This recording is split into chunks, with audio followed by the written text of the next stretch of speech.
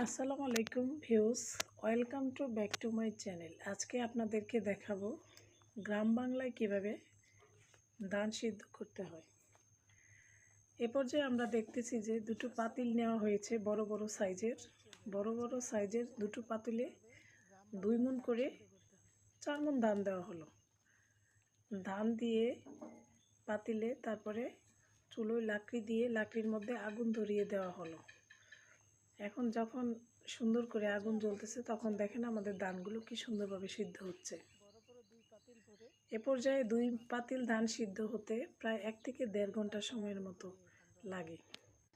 আসলে আমরা যারা শহরে থাকি তারা গ্রাম বাংলা থেকে আসা যে ধানগুলো সিদ্ধ করে কৃষকের বউয়েরা সুন্দর করে চাউল রেডি করে আমাদেরকে দেয়, সেই চাউলের মধ্যে মূলত কোনো ভেজাল থাকে না, স্বাস্থ্যের জন্য অত্যন্ত ভালো। আর আমরা বাজার থেকে যে সফট